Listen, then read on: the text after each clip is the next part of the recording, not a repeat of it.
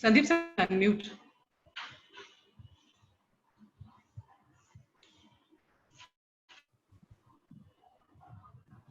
Okay.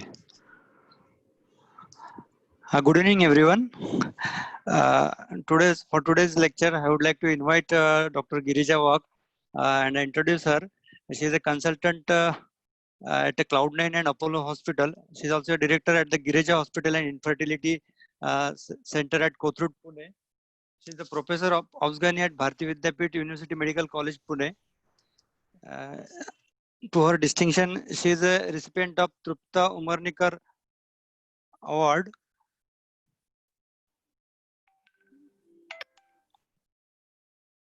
for her first in the MD University, first in the MD in 1992. She is also a recipient of Anandibhai Joshi Award for Excellence in Medical Health. She is specialized in maternal fetal medicine and gynec endoscopy. She is a member of the steering committee World Organization, World Justice, and Vice President India Chapter Justice. She is also an assistant coordinator for National Eclampsia Registry. She is the chairman of Medical Disorders in Pregnancy for 2013 to 2016. She is a joint secretary of FOXI in 2010. So I would like to introduce Dr. Girija Wag, and I invite Dr. Girija Wag to proceed for her lecture. Thank you. Okay. Good afternoon, good evening, everybody. Thank you so much, sir. Should I start sharing my screen now? Yes, ma'am. Yes, ma'am. I would like to again just tell all the participants, those who are putting in the for audio, those who are having any problems, just check your net connectivity. And if you're not able to listen to anything, you can quickly leave the meeting and rejoin with the audio device. Thank you. Yes, ma'am. Okay, so good afternoon, everybody. And it's indeed a proud privilege to be part of this Gyan Yatra, which has been created by the NOGS. And Vaidehi, I'm really, really very proud of you. So it's not about you being privileged to have me, but it's about me being privileged to be here on your forum. No. And, she also has some very strict guidelines. You have to be interesting, it has to be practical, it has to be up to the mark. And thank you so much for keeping it that way, because that's what is the purpose of sharing these academic sessions. And I know Nagpur Society rocks. The planetoids is something that I'm going to share with you today. Dr. Vaidehi, the president, Dr. Raj C, the honorary secretary, Swati, and Dr. Parul, you really, really are doing a great job. And I am sure that your members must be very, very happy with you. And everybody in the country is talking about you truthfully. So this is me, and thank you, sir, for introducing me. And before I start, I want to wish all of you a happy Doctor's Day. And we all know that we are stricken with the pandemic, but we are still sailing through. And I know this is the way in which we can connect with each other and keep the positivity going. My mission, as usual, in this lecture is going to be the enrich the ever learners with evidence-based medicine coupled with experience-based tips and extinguish controversies in express time. Now, today, the management of Adnexa has really, really changed and has given us an enlightenment in a way that we have realized that after laparoscopy, suddenly we realize that there is a lot of change in our approach to these particular disorders. Because laparoscopy not only has made it exciting, glamorous, provoking the surgeon to perform sometimes unindicated surgeries based on mere sonological diagnosis, it has also opened a new vista of understanding and approach to the pelvic pathology better, and especially the uterine adnexa.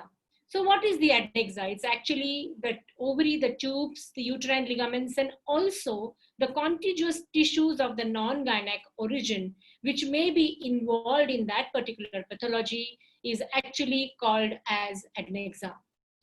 And currently we are knowing that sonography with very high resolution ultrasounds has made it quite daunting, especially for our patients, because they'll not remember anything else, but they look at their cysts and they'll be worried.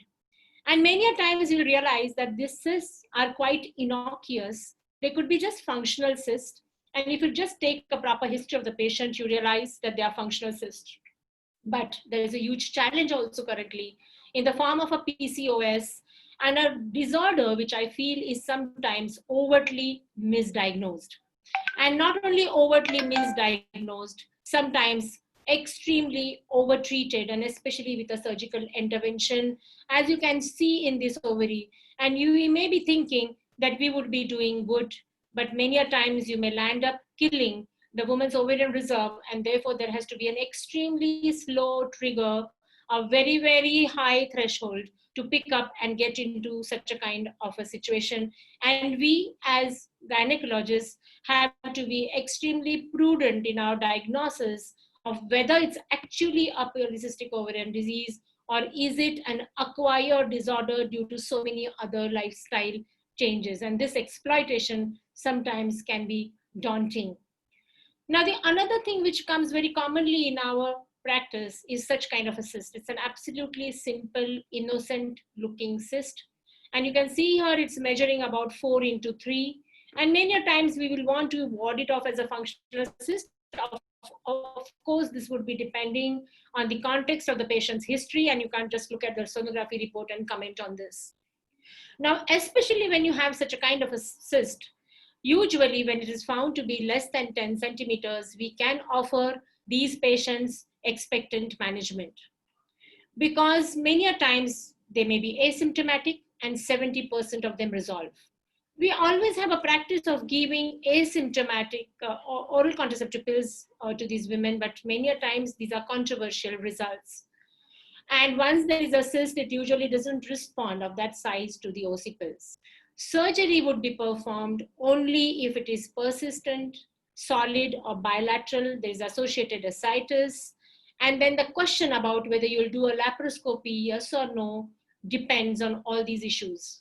For a laparoscopy to be performed, still the guidelines mention that it is always better to be sure that this is a benign condition and not a pre-malignant or a malignant condition. And if you're not able to diagnose this or differentiate, you may end up in tumor spillage, and frozen section issues can arise. And therefore, many times you have to be extremely careful whenever you decide to take up such kind of an approach. Now, the indications of surgery, therefore, would be an ovarian mass 6 centimeters, no regression, any cystic structure which is more than 10 centimeters, a solid lesion, a sonography showing papillary excrescences, and a palpable mass in pre-adolescent and post-menopausal ascites. Now, the video that you're seeing running here is a video of a 21-year-old engineering college student who presented with a pain in her abdomen. It was found to be a simple serous cyst. And you can see that we had done her mandatory CA-125 levels that time, and sonography was perfectly normal. X-ray chest was done because anything to do with the ovary, it's always better to do so. And after optimizing all this, we finally decided to take her for a laparoscopic thing. Now, she has recently, about 3-4 years back, got married. And when she became pregnant for the first time, she was back from America before our COVID, about 6 months before that. And she just came to meet me in her early part of pregnancy. So this was that massive cyst which we removed. And you can see that whenever you are doing this enucleation, you have to be extremely careful not to harm the ovarian wall, because the ovarian wall contains the follicles, and these follicles should not be injured. And you can see that throughout the entire surgery here, we have not at all used any cautery at all. We are just gently stripping away the cyst wall, and the cyst wall will be eventually sent for histopathological examination. If there is bleeding in the wall, then we would do a very light, short duration surface coagulation. And suturing many times of these walls is not necessary, because the moment the pneumoperitoneum comes up, these ovaries fall on each other and they heal on their own. And there is no reason to cut any part of the ovarian wall, because we have to conserve the follicles which are present there in the cyst wall. So you can appreciate that the entire cyst wall has been now stripped off and it will be taken off. So this is how will it be removed. It would be removed either from the central optic port, which is a larger port. If this patient is a married woman, we can even consider doing a colpotomy, or we can also take this out by, sort of putting in a bag and then rupturing it inside and then taking out. And such kind of approaches can be followed, or maybe you can just extend the abdominal incision a little and take the cyst out. So this is how we would tackle the cyst, and we have to remember all these small tips that are essential when we approach such kind of thing. Now, problem masses will be the one which will have the complex internal structure. There could be solid components, pain. Masses, especially in the prepubescent or postmenopausal women, have to be looked at carefully. There can be large cysts. A variety of cutoff sizes have been proposed. Unilocular cysts up to 10 centimeters have been followed conservatively in postmenopausal women sometimes. However, complex cysts in this same group of patients generally heighten suspicion regardless of size. And in menstruating women, those who persist beyond the length of normal menstrual cycle without typical characteristic of a benign process such as hemorrhagic cyst or so would be just observed. Maybe you can give them some progesterone therapy or a combined oral contraceptive pill if she is menstruating with a hemorrhagic cyst. But you should always remember the red flag at the back of your mind that there can be an underlying endometriosis, and sometimes there can be some very, very rare conditions which I'm going to discuss with you if we have time at the end of the speaking. Now, in young girls, especially if she's less than 9 years, 80% of the time, it can be a malignant germ cell tumor. 50% of the times there can be adult cystic teratomas. Gonads containing Y chromosome have 25% possibility of a malignancy. Endometriosis is said to be rare in this age group, but 50% of the times when it's associated with pain, then it's usually endometriosis 50% of the times. TO masses are usually present in the sexually exposed, but do not always think so, because there is something in our India which we have to remember. There can be tuberculosis inside the TO mass, and one has to always be pregnancy related. Sherlock Holmes kind detectivity has to be always there, because we now know that the lifestyle is changing in our country, and therefore opposed to sexual activity. So these are the various ways in which you must be able to look at these young girls, especially the very younger the child, higher is the possibility that she would have a malignant tumor. And you have to also remember that gonads containing Y chromosome especially are the ones which are responsible, and endometriosis, what I mentioned just now. And many a times wonderful imaging would help you to understand. You can see here, there's an echogenic focus and speckled debris in the cyst, which is characteristic of a benign cystic teratoma. Now this benign cystic teratoma and endometrioma and simple cyst are these three pathologies which even we as gynecologists can examine very, very carefully, very, very easily on a transvaginal sonography. Now you can see here that this is a patient who has presented with a mass which was causing her pain and a lot of pelvic congestion. And you can appreciate that she was having a little twist in the pedicle of this mass. And you can see that the wall of this mass is extremely thin, and you must also ensure that you are constantly taking a recourse of using scissors as much as possible and not using the cautery, because this is again a patient whose age is merely about 18 years when we did this particular surgery. And you will see that this would be then gradually taken into a lapro bag, and that is the place where she will be finally, removed. So we take the entire cyst in a lapro bag, we suck it out, all the clear fluid is taken out. She had a little loculations here, but her serum markers were normal, and therefore we did not want to have any spillage or taking any chances because of those loculations. And fortunately enough, later on, it turned out to be the benign tumor. And you can see how the lapro bag has been covered around the cyst, and then it would be taken, would be taken from the port. So this is how you would be using a bag, and then taking, sometimes if it's a smaller cyst, you can even use a bag made up of the glove. And you take it either by extension of the incision, colpotomy, or by decompressing the bag and removing it from the optic port. Now, the second part of the age group is the reproductive age, and adnexal masses removed surgically. Most of them are benign cysts or masses. 10% of the times there's a possibility of a malignancy. younger than 30 years, usually there is a low malignant potential, and 33% are adult cystic teratomas, 25% are endometriomas, and the rest are serous or mucinous cyst adenomas or functional cysts. Now, the presence of a normal ovarian tissue adjacent to a benign cystic teratoma is called as OCS, and this OCS is the ovarian crescent sign. And the absence of this ovarian crescent sign would tell us, you can see in this picture here on the side, there's a crescent sign with a follicle seen around that.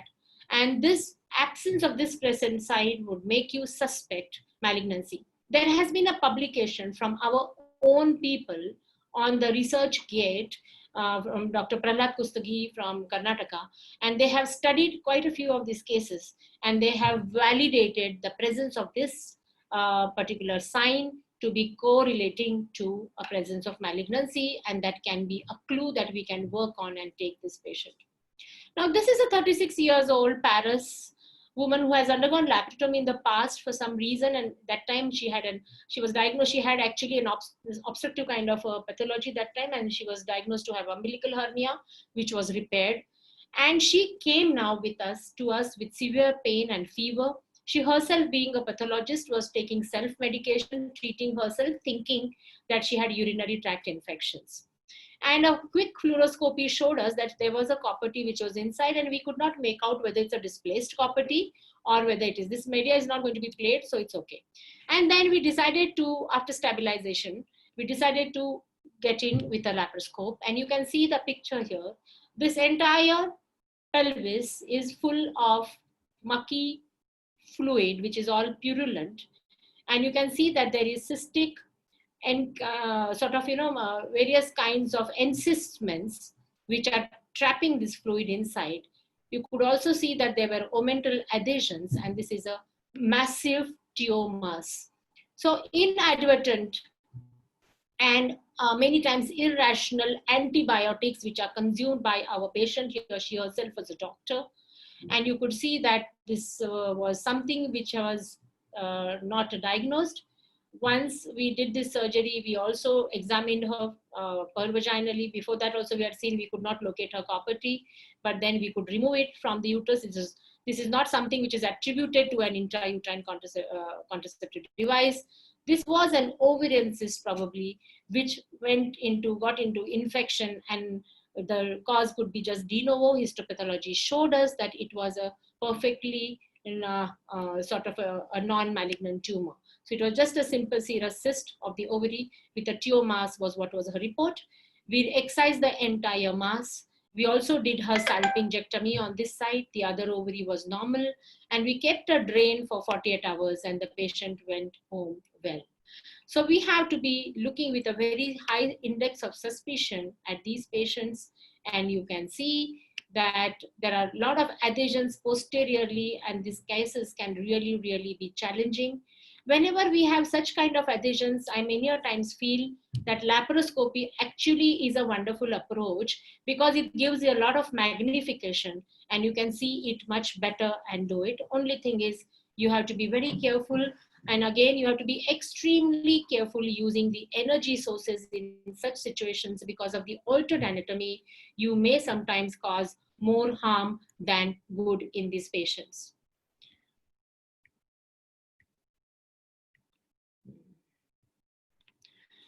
Then the typical ground glass appearance is an homogeneous appearance where you find a diffuse internal echo, hypoechoic background, thick walled, round mass. And this is typically what you would all look at the picture and would say that this is nothing else but endometrioma. And we all know today that endometrioma, especially with the fertility challenge, if it's symptomatic, it requires to be treated. Again, the treatment has to be careful. And there are 3 E's again in our OBGYN practice, and that is E for the endometrioma, E for an ectopic pregnancy, and the enigma in gynecology. And many times this very, very innocuous looking hemorrhagic cyst on the ovary would make you, or some chronic pelvic pain would make you go in with a laparoscope, and you would find that something very, very terrible there. Like you can see here, the rectosigmoid adhesions where the entire bowel has come and got stuck at the uterus at once. The rule that one has to remember is endometriosis is a disease which usually will be present on the uterosacrals and the ovarian fossa. And these are the places where the bowels love to come and stick. And that is also the place where the ureters get kinked and they come in there. And therefore, these places are where we have to be extremely careful whenever we are dealing with any endometriosis. You can see that there is a deft use of the suction cannula, a blunt dissection which is being done here to release this. And therefore, whenever we decide to get in any kind of an endoscopy for such a patient or for anyone, you should always be well prepared, because there can be anything inside that you may diagnose and it may turn up. And you can see here that that was a rectosigmoid endometriosis. And this side you can see the typical kissing ovaries, where the ovaries have got stuck. Now, this was a patient who had presented to us with a long-standing infertility, and she was nearly about 6 to 7 years pregnant, was trying to get pregnant, and none of her sonographies mentioned any of these abnormalities. The sonography which we performed at our center showed that she had a little increased size in the ovaries, and most importantly, the sonologist said that one of the ovaries is showing endometrioma, and that is the reason why we decided to go in and do a laparoscopy, and we found that this was the picture that she had. What we did for her was we tried to release this this ovaries, because the moment we started separating those ovaries, we could see a lot of chocolate anchovy sauce coming from the base of the ovary. And once this was released, she was given gonadotropins for a period of 6 weeks. And then we did ovulation induction, a little controlled hyperstimulation, and she conceived, and she's after that made 2 babies also. So she had come early. Of course, she was a little younger by age. Okay. Now, in all age groups, you should always understand that uterine masses or structural deformities can present. Pregnancy-related adnexal masses such as ectopic pregnancies, theca lutensis, corpus luteensis, luteomas must be considered in all premenopausal women and have to be kept in mind. And these are typical ectopic pregnancies that you would see. Now, many a times you would have a patient presenting to you with an HCG. Today, patients, especially in Pune, are extremely smart. They'll first do their pregnancy test, immediately do their HCG levels. They may even go to the sonologist and come to you telling you, "Doc, I'm having an ectopic pregnancy." Just recently, I had to manage one such patient, and her referring doctor said she wants to take treatment only with you, Dr. Girija. And according to me, my sonologist, your Cloud9 sonologist did not diagnose, but my sonologist is diagnosing that there is a tubal ectopic and she is about to rupture. I said, please send her, and she was having acute pain. And when we saw her, she had an adnexal mass, which was the same for the past about 8 to 10 days, which was diagnosed previously in our center. And right now, when we did her beta HCG levels, they were 1500 at the outset when she had done, and when we did them again, they had dropped down to 1000. So naturally, there was no reason to jump on the sonography finding of an adnexal mass.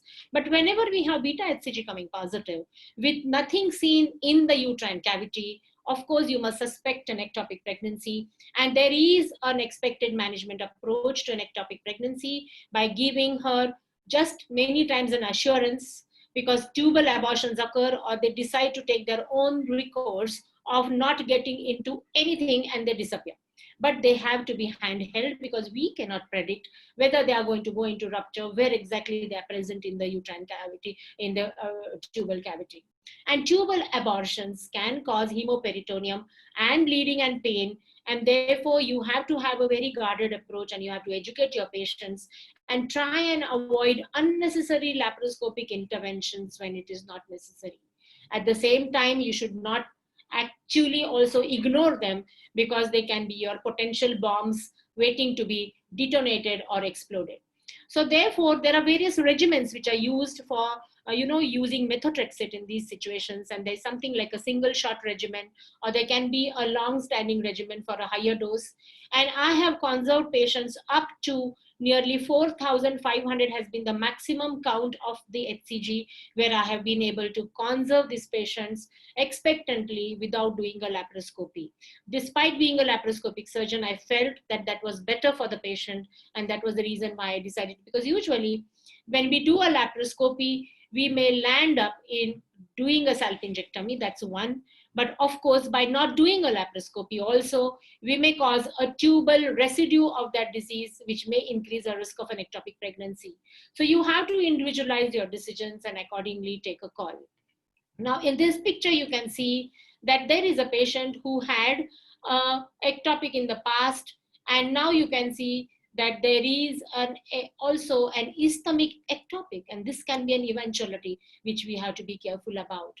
This is an ectopic in the ampullary region, and you can find that you will only be able to see it if you really take the tube properly away, and then you're able to see, and you can see that this is a tubal abortion which is occurring.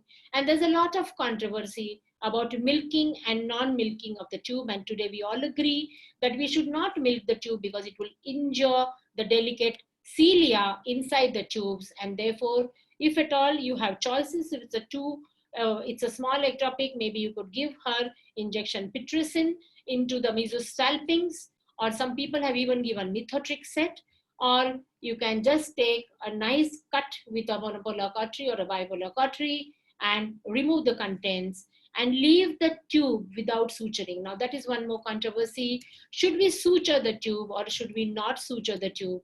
It's better not to suture the tube because it may cause unnecessary kinking unless and until you're going to use very, very good and fine sutures.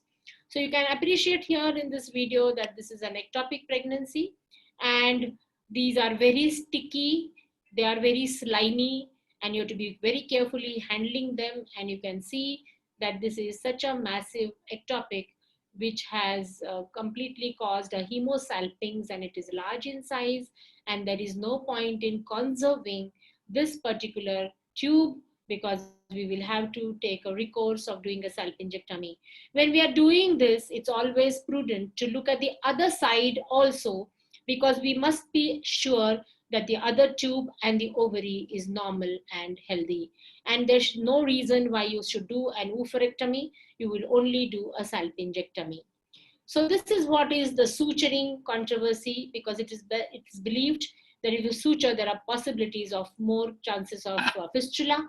And you can see here, if you leave the incision on the tube, after 5 minutes, it will be collapsed on its own. Now, there are a lot of sort of opposing thinkings about whether to do a laparotomy or a laparoscopy when there is a ruptured ectopic. If you have a good expert laparoscopic surgeon, and if your anesthetists are brave enough to be there to support you through the hemodynamic instability of the patient, laparoscopy happens to be the best recourse to take. And you have to definitely use, now you can see that there's a challenge here, because here in this particular video, you are seeing that a small suction cannula is being used. In this situation, it's always better to then sort of, pull behind it with a bigger suction cannula, and then you can do the hemoperitoneum excision, and then you will be able to see the ectopic pregnancy much, much clearly under a magnified vision, because you have to remember that with laparoscopy, the image is usually 40% magnified, and that gives us a better access, even if it is a 2D imaging. With HD cameras and all these things have become actually very, very easy to perform. And you can see here that this is a ruptured ectopic which has been dealt with, and salpingectomy has been performed. Now, you can also have sometimes a heterotropic pregnancy. If you remember the first pictures which I had shown you about the cornwall pregnancy which was removed, later on this woman underwent a C-section for her intrauterine pregnancy. And you can see on table here, there is the site of the formal cornwall pregnancy still seen there. And that's always going to be a weakening inside that uterine cavity, probably again inviting a secondary ectopic. Now, the functional cyst, many times, most of the adnexal masses pathophysiology is not well understood, and there are theories. Functional cysts may, variation in normal follicular formation can be the reason. Adult cystic teratomas are abnormal germ cells. endometriomas due to the endometriosis theories that we are talking about, and epithelial changes can be because of complex series of molecular genetic changes. You can see the ovarian picture here, and the ovary, along with its with such a small little structure, 1 into 2 into 3 centimeters, gives rise to such huge kind of origins of tumors.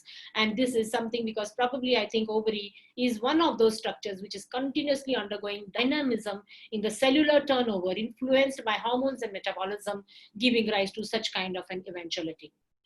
Now, in a postmenopausal age group, historically, clinically detectable ovaries are to be looked for. If you are doing an internal checkup and if you find that the ovaries are palpable, please investigate.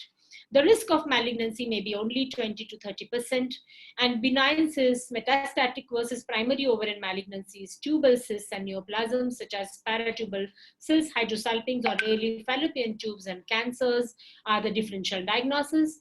And radiological testing allows the architecture of the mass to be evaluated, which decreases the need to operate on benign masses in this age group.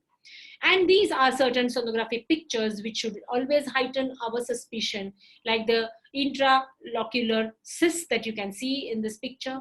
You can see that there are certain septations and some content in the cysts, and color Doppler further enhances our identification to tell us whether it's a malignant tumor, what is the possibility. And the differentials which has to be borne in mind are fibromas, thecomas, granulosa cell tumors, the Brenners, the dysgerminomas, sertoli-Leydig tumors, and sclerosing stromal tumors and fibrosarcomas are also de novo tumors, which can occur despite that they can be in the ovary also, or they can be in a pedunculated or fibroid ovary. Now, this is one of the googlies which I want to share with you, which we encountered. This was a woman of the age of 47 years of age, had a massive mass, and she was referred to me by one of my colleague general practitioners, a family physician. He was his relative, and the imaging was already done. And therefore, I did not repeat a sonography again with me. And that imaging was done transabdominally because the patient refused for a transvaginal checkup. She was a very slight woman working in a sort of a public office. And she told that there was a big mass suddenly growing in size, and this made me suspect that this probably could be a malignancy. We did her tumor markers, they came negative. MRI and everything was done already, nothing was seen, and the mass that was told to us, according to the sonography, what we realized was probably, we felt that it was a simple serous cyst, max to max a mucinous cyst adenoma was the thinking that we had. And just about a fortnight back, I had similarly treated a young adolescent, not a young adolescent, a young woman, 22 years of age, who had a massive mass. And we had just taken a very small incision on her abdomen. We put in a suction cannula, the trocar of the laparoscope, put in a small suction cannula of the laparoscope, and aspirated nearly about 5 liters of fluid. And from a very small cosmetic incision, we did a cyst excision, and she was happy. And that stimulated us to even look at this patient in a similar fashion. And I took an incision on her abdomen, and lo and behold, I saw that there was this mass which was tense, and we were expecting that there will be fluid. I put in the trocar, and this is the suction, and nothing came out. So then I decided to put in a regular suction cannula, which we use for an open surgery, and there was something sticky. I decided to do a digital examination, and you can see that there is a jelly-like structure which is coming out of this. And this was such a huge mass which came out of that ovary. I had to extend this incision because I had started off this surgery with the final incision, which we intended to make it a muscle cutting Maillard's incision, and you can see the amount of mass that we had to remove. It did not look normal, but it felt that it was actually a spilled over mucinous cyst adenoma was what was my primary diagnosis on table. And just to be careful, I decided to do an omentectomy at the same sitting. And it was, I palpated the peritoneum. We did not find any lymph nodes, at least on palpation. A low-grade mucinous neoplasm was a histopathological examination. And the PET scan was performed after the surgery, which showed that there's a pelvic retrograde peritoneal nodes and there are omental deposits. Just today morning, I spoke to her. She's undergoing her 4th chemotherapy cycle at one of our cancer hospitals. So benign or malignant is the question which we should always ask. And usually the risks increase after the age of 50. And usually the ones which are large in size, and there's always been the characteristics which we have learned from our undergraduate days till now as to what are the associated abnormalities that can make us suspect that probably this is a malignant cancer. And we all must be well versed with the different tumor markers, because these are the ones which will help us in diagnosing which type of a tumor it probably could be. And a very, very careful ultrasonographic examination would help us in classifying these tumors. We have been using quite a lot of tumor markers, especially the CA125 and the risk RMI scoring systems. And there has also been a little better scoring system because we believed that RMI did not hold true or well for postmenopausal women. And then this Ferazi morphological score for adnexal masses was hugely practiced and proposed. And anytime when you had a score more than 8, you should have a high index of suspicion. And these were all sonographic characteristics which helped us in differentiating. So what is very important is you have to always have a correct diagnosis, clinical assessment, reproductive issues, infertility, consequences, color Doppler, serology, endocrinology, MRI and CT scans done. And today we have this wonderful classification system of the IOTA group, which is based on clinical and ultrasound data. And there are simple rules, and this is as a result of the study performed data from about 1,000 women or over from various countries, which was compiled by the statisticians and the clinicians. And they came up with these simple rules and these simple criteria. And based on these simple rules, which are called as the B rules and the M rules, the patient is then categorized as malignant and benign. And these are the simple rules. You can see a solid mass, ascites, papillations, solid tumor, whether it's irregular, and Doppler studies. And the B features are unilocularity, largest solid component less than 7 mm, acoustic shadows, smooth multilocular cyst less than 100 mm, and no blood flow at the color Doppler.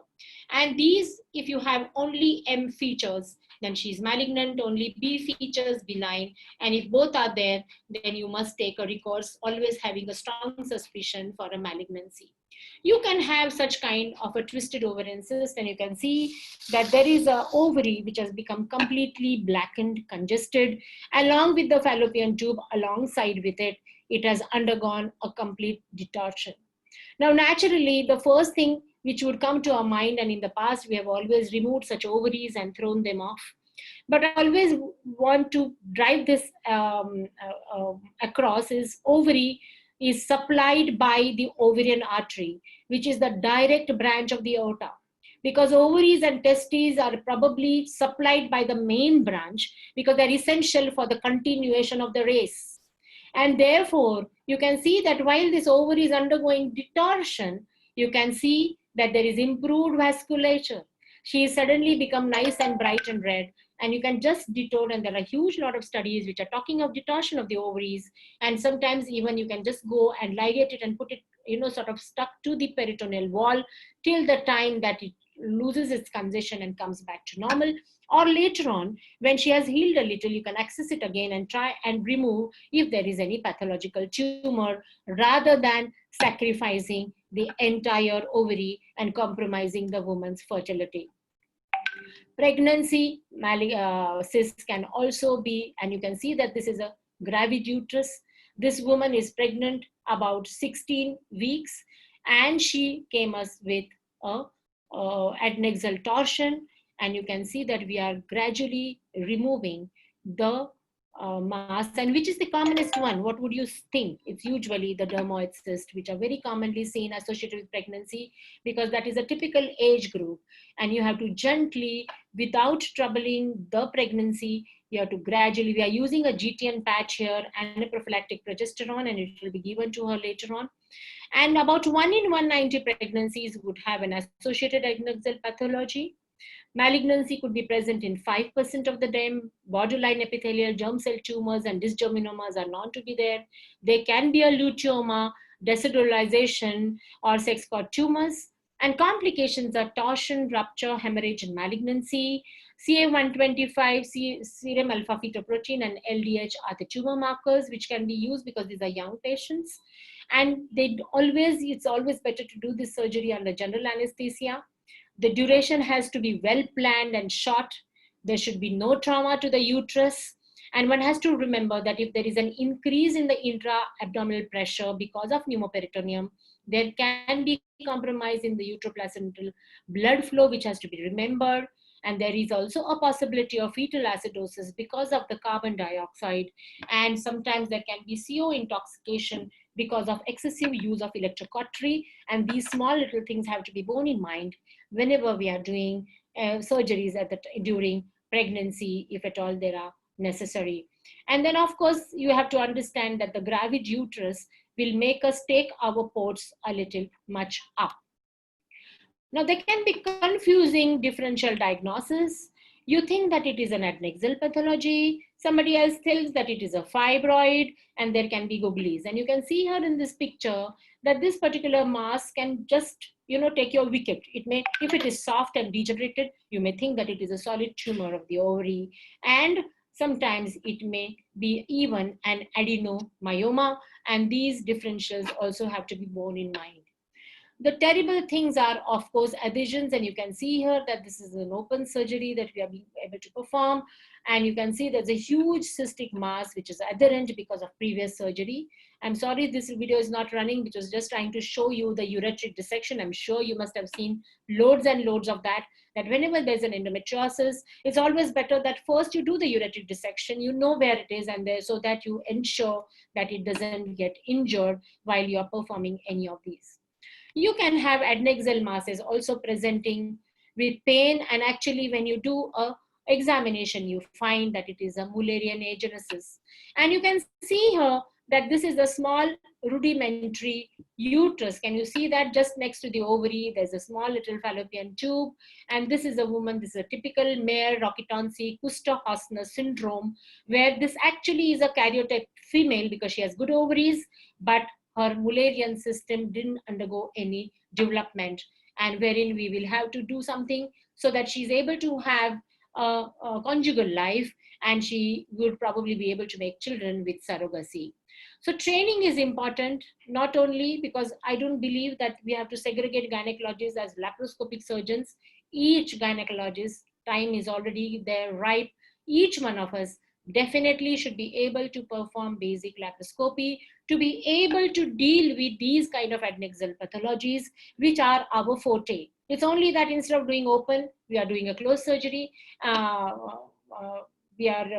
Doing a closed surgery through laparoscopy, and you can see here that these are how simulations can help you in training you. And this was a simulator where I was in the University of Gießen, a wonderful simulator they have kept in between. Any times when we had breaks, we could just go access and train ourselves.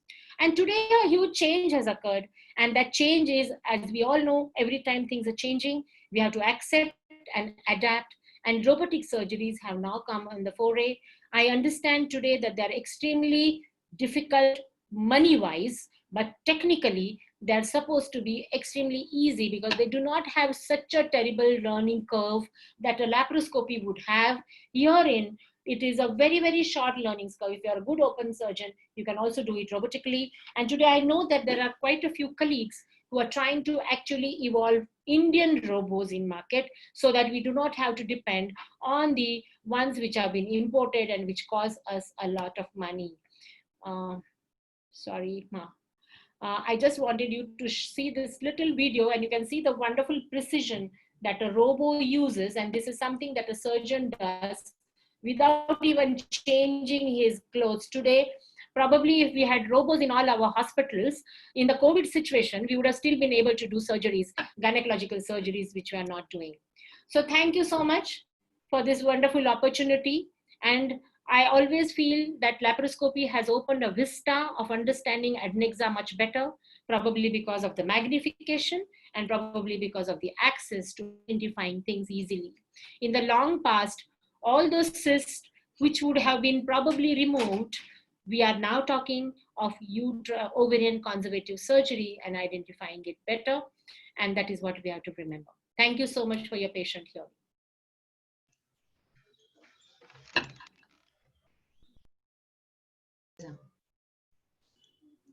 Yeah. Ma'am, can we stop sharing? 7. I don't know. Postmenopausal lady, history of postmenopausal spotting, colposcopy normal, endometrial HPV, no evidence of malignancy, per vaginally uterus up to vaginal introitus. I think uterine prolapse. That's what she means. USGA, uterus is normal, thickness is endometrial thickness is 5 millimeters, left lateral UT 4 centimeters cystic lesion. How to proceed in this COVID period? So I believe postmenopausally, postmenopausally, I think there is a descent up to introitus with a mass of 4 centimeters on the left side. What is the complaint? She's having spotting, just spotting, no? Yeah, If she's postmenopausal just spotting. having spotting, yeah, she doesn't have, she just has, seems to be having a spotting, nothing to be done. You know that endometrium, many times if you just give her some danazol or Cevista, it will stop working. There's no point in giving anything else. Or sometimes, you know, I have also given to such women letrozole, not letrozole, leuprolide. Give a leuprolide and then shut down their ovary completely. But she also has a 4 centimeter cystic lesion. Have you done a CA-125 and X-ray chest? And Amrita, you can just post these answers in the chat box later. We'll take this up again. We can give an X-ray test and do a CA-125 on this woman and then decide. Because if it's a malignancy, then we can't sit on her. But if it's a small cyst, I don't think we should really worry. Right. Ma'am, can you, this is a kind of a training question on training. Can you guide on fellowship for laparoscopy for new residents or new doctors? See, basically, there are quite a few places, like, for example, in Pune, we have a group of what is called as pages. And this is an informal group where under our ages, we take you through about 3 months. So wherever we operate, we make you accompany us and we take classes for you. That is one way of doing it. You can be the part of that community, which is called as the Pune Association of Gynec Endoscopic Surgeons. You can also take training under the ICOG training on endoscopy, where they have awarded such kind of facilities, certificate courses, which can be recognized under the ICOG, where you can go and train. And there is usually these centers give a lot of hands-on. And then basically you have to keep on learning by assisting people, attending meetings and constantly reading and looking at your own videos. And that is how you have to go about, because I belong to that generation where there was no formal training. Yes. But I'm also very fortunate that I had very good stalwarts with whom I worked, like Dr. Shailesh Puntambekar. And we had started the Galaxy together, and that's how I learned. I actually learned from him. Right, right. Advanced laparoscopy. Yeah. Ma'am, do you consider suturing the residual ovarian wall after enucleation? No, not if it's not bleeding. I don't. Right. What about a patient who has bilateral dermoid and who is 17 years old? We will have to do an excision, because you have to excise and try to retain an ovary. I think I answered that question last while ago. Yes, yes, actually. This is a question. So another thing is, Vaidehi, before we forget on this, is sometimes what you can do is if you do the study of the ovarian tissue and you find that you will not be able to retain any behind, then you can go in for oocyte retrieval and storage for her, and then go ahead and do a surgery, because there is a small possibility of it being a cancer. Yes. And what about follow-up for such? What about follow-up for such patients who have had bilateral dermoids or recurrent dermoids, young patients? Unfortunately, they are not driven by hormones, and it is just, we have to say that we are unlucky. What can we do? So any specific follow for these patients, ma'am? Something like an annual? Once in a year, annual sonography. Yeah, one annual sonography they should do. That should be enough, right? Yeah. How would you suggest, what would be your management for a 35 week size mucinous cystadenoma with 15 weeks pregnancy? Oh my goodness, what a terrible thing. Terrible. You do, no, it's better to do a laparotomy and remove it. Don't do any laparoscopy. Right. And give her a GTN patch, progesterone, do a quick surgery under general anesthesia. You can even consider giving her a spinal anesthesia. Now with the COVID thing, you can consider giving her a spinal and do a quick surgery, take it out and hope and keep your fingers crossed that it is not a cancer. Right. Is it advisable to remove the huge mass intact? And is it possible? Ideally, yes. That's why I said do laparotomy. Yes. It's a very huge mass. it's a very huge mass to be tackled by a laparoscope. Okay. Ma'am, what should be done about chemotherapy in metastatic? Woman become pregnant by the Actually. Okay. Okay. All right.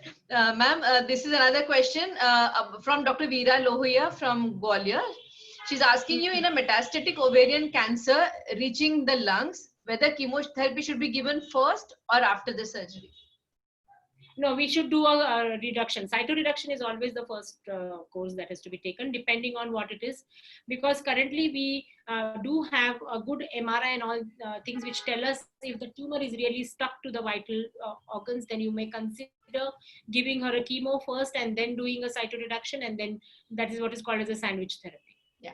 And this is a question from our chairperson of DG Organ, Dr. Swati Sarda. What are the guidelines for omentectomy with adnexal masses? Yeah, so any tumor which you find is suspicion, especially the papillary ones or the cystic or the serous ones, usually the commonest ones are the parenchymal tumors of the ovary. So these tumors, you must take out the omentum, do a partial omentectomy. It's always better to do that, and do then a sort of a staging laparotomy. You must also do proper cytoreduction. If there are masses which are present on the peritoneum, then you must do peritoneum stripping, and you must also be taking the peritoneal fluid for cytology, because that helps us in staging, and that will help us in planning the chemo and radiotherapy in the future. But do not keep anything that is pathological inside, because then her response later on would be not nice, and maybe we'll have to revisit. Now, sometimes I say, ho gaya, like you saw my case. So we did a PET scan on her. And then I spoke to cancer surgeons and I asked them, but they said there was a retroperitoneal lymph nodes and there's no need of doing otherwise then we have to go back and do a laparoscopic lymphadenectomy and then take her to chemo radio. That can be an option. Right, ma'am. Thank you. 18 years old, unmarried girl with 5.5 into 4.5 centimeters hemorrhagic cyst. Query endometrioma, query persistent. Query endometrioma. There is a persistent abdominal pain which is not read by NSAIDs. How should I manage this patient? So you give her first and foremost is, we can do an expectant management by doing a CA-125 level. You can use CA-125 here, which will tell us whether she's responding. The first recourse of treatment always is giving, if she's a teenager, I would prefer to give her something like a progesterone, maybe a long-standing progesterone, and giving her a progesterone for about 6 weeks and then getting a withdrawal bleed. Or we can give her a DEMPA, Depo-Provera, or we can give the Dynogest. Dynogest is supposed to be very effective. Currently, there is a lot of wonderful experience even with cabergoline, which can be given in this age group, and that is known to show better results in endometriosis. So these are the options that we have at hand. If she would be a little beyond 18 or so, then we can consider giving her back-to-back COCs like Oral G or Dualotanel, where you're giving them for 3 months. Take a break again 3 months, and that will help in causing atrophy of the endometriosis lesion. And your CA-125 and regular ultrasounds can help you to do anything. Because surgical interventions, when there is no pregnancy foreseen in the immediate future, may unnecessarily cause adhesions, and you can still do such kind of a conservative approach. Yeah, thank you, ma'am. That was really crisp. Ma'am, can you? Who's sharing the screen? Please. No, I am not. Someone, one of the participants, please. Yeah, thank you so much. Don't share the screen. Ma'am, someone wants to see the slide about tumor marker again, so we can take it at the end of Q&A. Yeah. So we will show them, Dr. Rashid will show this again at the end. Okay. Is tumor marker in pregnancy relevant? Not really, but then yes, you would LDH or the Cooper's, if it's very high, then it will help you in guiding you. But then you will always have to interpret in the context. Okay. Interpretation will have to be in the context. Right. In case of a bilateral dermoid in a post-menopausal age group, what should be your approach? Complete staging or only cystectomy in post-menopausal age group? In post-menopausal age group, we should do definitely a sort of a staging laparotomy always, because right. And what if it's surgery is the best surgery? Yeah, lots of questions on dermoid, ma'am. What if a pregnant woman has a dermoid cyst? अभी दिखाया ना video, निकालना पड़ेगा. See, if it is, because it will undergo a twist. So it's always better to remove that dermoid Yes. and Yes. time it in an appropriate timing during pregnancy. If you diagnose it a little later in the pregnancy, which is not possible unless and until your radiologist is not even looking at the ovaries, ऐसा तो होता ही नहीं है. Usually you diagnose them by 12 to 16 weeks of pregnancy. Yeah. Ma'am, Dr. Maninder Ahuja always joins us. She's here today and she's Hi, hosted a Maninder. yeah. She's mentioned about, of course, like you mentioned, CA125 levels and RMI done. I think that's her answer to one of the questions before. What investigation should be done in patients with a doubt of endometriosis, query malignancy of ovary? With the doubt of endometriosis, With a doubt of endometriosis, oblique malignancy. हाँ तो क्या करना है? What Investigation. investigation should be done? CA125 levels, X-ray chest, all the. It's always also better to do an ogidioscopy. You should look for any other sources which are coming from, because ovarian cancers are not always de novo cancers. If you are still in a suspicion whether it's any other hemorrhagic cancer, then always do an ogidioscopy. Right. And ma'am, follicular cyst with follicular cyst, no OCs, then how to manage? Follicular cyst, no OCs. Yeah, then how to? Many a times, as I told you, they would regress. So you have to Yes. just keep them observed. Yes, Okay. yes, If yes. they don't, they remain persistent, remove them. So at what size should we remove, ma'am, these follicular cysts? If they're persistent, and at what size? More than 8 centimeters. Okay. Right. 8 centimeters simple cyst found in ultrasound in a 10 weeks pregnancy, CA125 67, and no other symptoms. What should I do? If she doesn't have any symptoms, just observe. She's 12 weeks now. You can consider removing this cyst at 16 weeks. If at all she undergoes torsion or anything, otherwise she can carry the pregnancy forwards. Nothing to do. Yes. ANC 6 weeks, live pregnancy. Must be because of pregnancy. Sorry. Yeah, yeah. ANC 6 weeks, live pregnancy with 5 into 6 centimeters complex ovarian cyst. How to do follow-up? It's a complex mass. Oh, that's a real challenge, because we have had such a patient, not mine, but my other unit had managed a similar kind of a patient, which was found to be a solid sort of a mass in a young woman of 27 during her 6-week scan. And she reported at 12 weeks with a massive, mass. And that turned out to be a malignancy. So it's very difficult to, you'll have to individualize, you have to keep a close watch on her. And as the pregnancy crosses beyond 12 weeks, you can consider a laparotomy in her and remove that and do a histopathology. Pregnancy can continue, but if if it's found to be a malignancy, then she may have to sacrifice the pregnancy and go in for chemoradio to save her life. Yes, yes, true, ma'am. Ma'am, for again dermoid, what can conservative management be given for small dermoids? And if so, up to what size? No conservative management for dermoids. Right. Always remove them. Yes, clear. Ma'am, can you recommend any book to read for laparoscopy as beginners? I'm sorry, I don't know. I'm sorry. लेकिन मैं ढूंढ के बताऊंगी. That was quite honest. Okay. In spillage, is spillage of contents of dermoid dangerous for the patient? Yeah. Next question. It can cause adhesions, chemical peritonitis. And if it's a cancer, if it's that teratoma, then you are in a soup. So then how do we handle bigger ones? Always laparotomy? Because there's a risk of rupture. Laparotomy, or you can do it in a proper bag and, excise Yes, it. endobag, yeah. Okay, right. Should we take biopsy of other ovary, even though it appears normal in laparoscopic management of teratoma or dermoid? Yeah. You can, or you can at least take a surface cytology. Okay. Okay. Ectopic medical management, can you please elaborate the medical management of ectopic? See, ectopic pregnancy medical management, you can use methotrexate as a single dose therapy, or you can use it there's a course wherein you can give 3 shots at an interval of 48 or 72 hours. And this is titrated against the HCG injections, and you must give leucovorin as a rescue because it can cause bone marrow depression.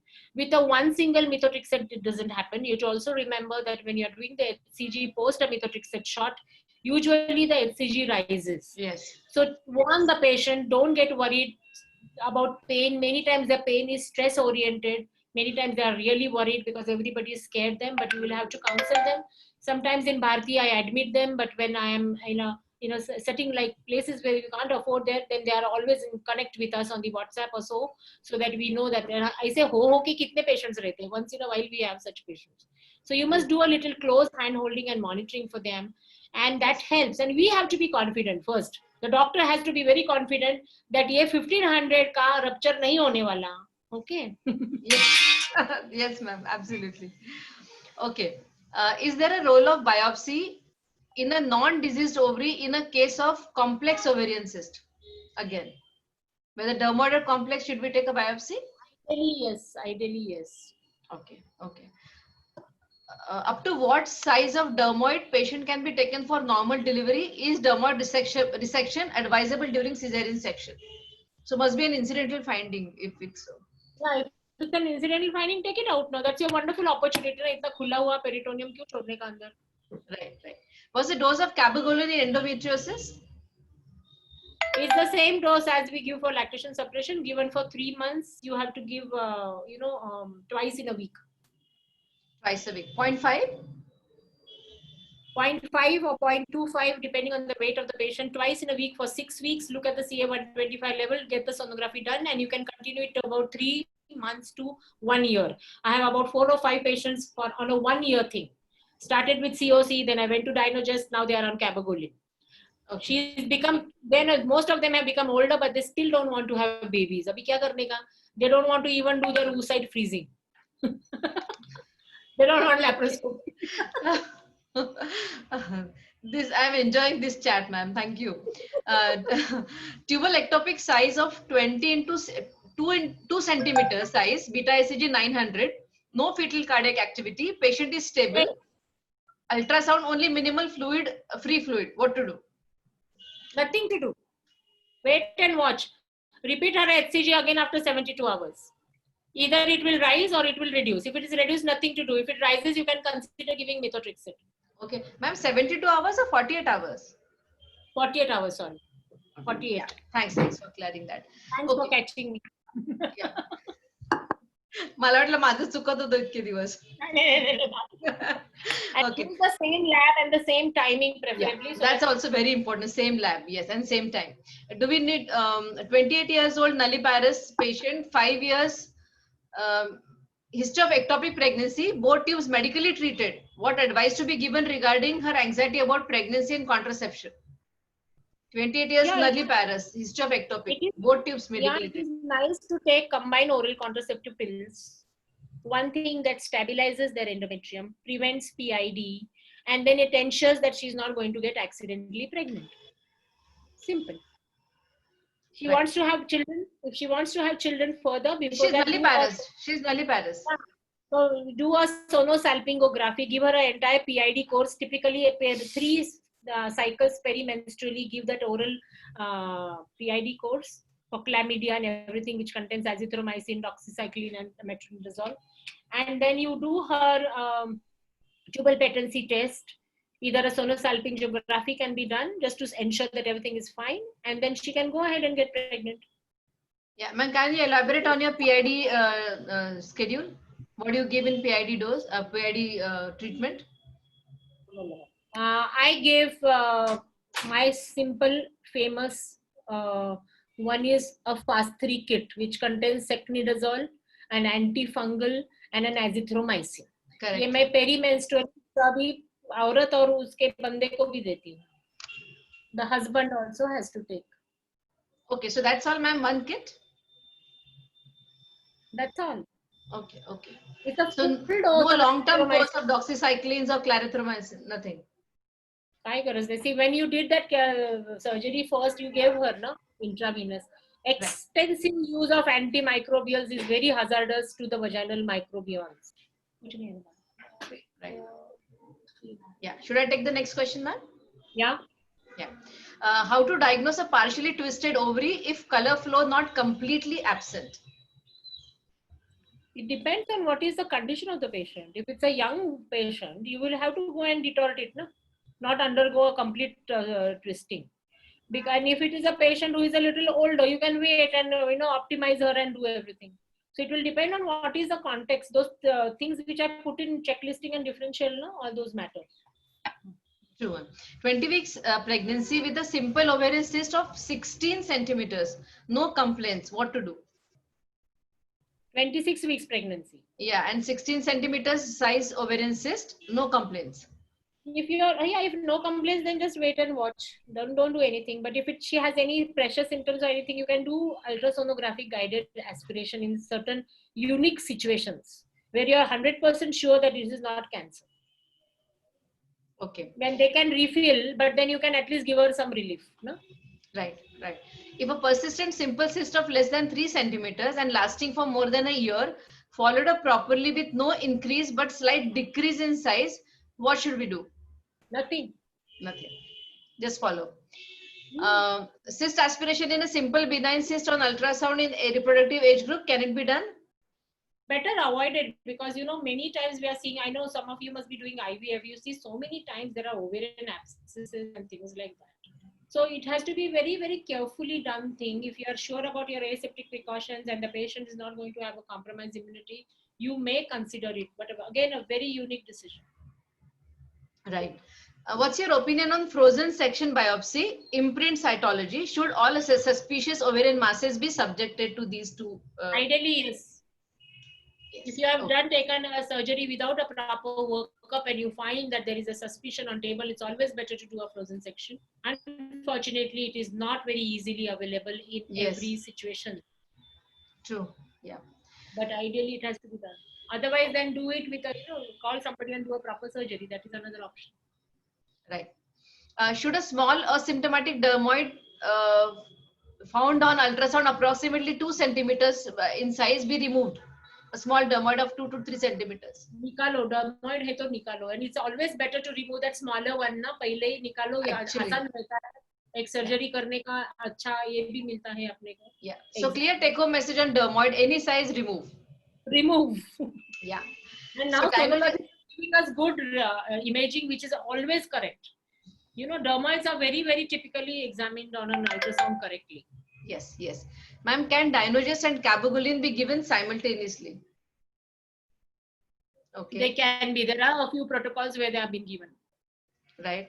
How long Dynogest can be taken continuously for endometriosis? Theoretically, if you look at it, you can take it for 3 to 4 hours, 3 to 4 years. 3 to 4 years. Okay.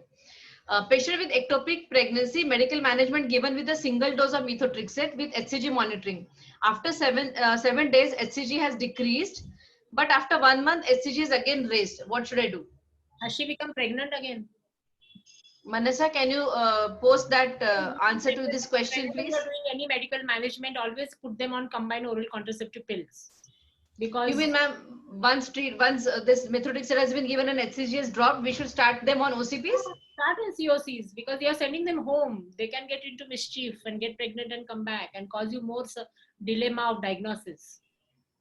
And if it is rising and she's not pregnant, then it can be a persistent ectopic, which is not completely taken. You can give her an extended course of methotrexate. Yeah, Dr. Manasa is saying that this girl is not pregnant, where there is a rise in HCG. She has mentioned now the girl is not pregnant, but now HCG has risen again after 1 month. Give her methotrexate. But what should we suspect, ma'am, if they're rising after a period of 1 month? There is an entity called as a chronic ectopic. A persistent ectopic can be there. Okay, so fine. I hope, Manasa, that answers your question. I think we are almost there at the end of it. Someone has mentioned the session is like rapid fire session with both Wagh madam and Marathe madam excelling in speed. No one can beat you in your speed, ma'am. You are beating me without making your tongue slip on dermoid every time that you say. Yes. Okay. Oh, there is one more question now. Do you give 50 milligrams of injection methotrexate for ectopic, or dose depends on the weight of the patient? What do you do? The weight of the patient. I do give a lot of cognizance to weight, because there are sometimes massive women who come with ectopic. So 1 milligram per kilogram? Yeah. And the rescue, what is the dose, ma'am, for the rescue? तो फिर इनका 50 का आता है ना, वो 50 देने का 50. So just one. Okay. One. Okay. Yeah. I think that was the last question. And I will send the chat box across to you, ma'am. You must go and read that chat box. How it is flooded with compliments for you for your excellent presentation today. Really, I have no words. Even I was zapped with the variety and the range of lesions that you showed us through this 45 minutes of your talk. And of course, the question and answer sessions. It was a wonderful session, ma'am. Thank you so much. And I make an appeal to everybody to remember me at the voting for Foxy Vice President. Oh, yes. In first week of September. Please don't forget. Yes, ma'am. Thank you so much. Everyone would remember that Madam is contesting for the post of VP West Zone. Okay, over to you, Swati. Yeah, thank you, ma'am. Thank you very much. Now I would like to invite our Secretary, Rajyasree Sengupta, ma'am, for the announcement.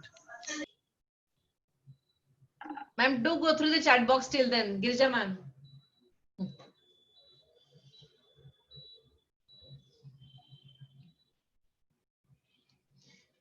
Dr. Rekha Vaish, Swati, you can unmute her. Dr. Rekha Vaish has raised her hand. Maybe she wants to say something.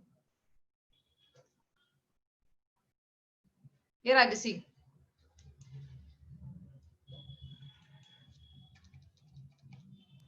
Rajyasree, ma'am, please unmute.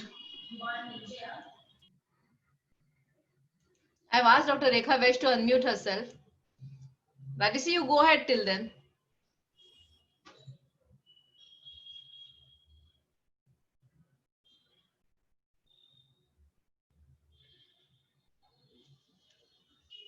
What happened?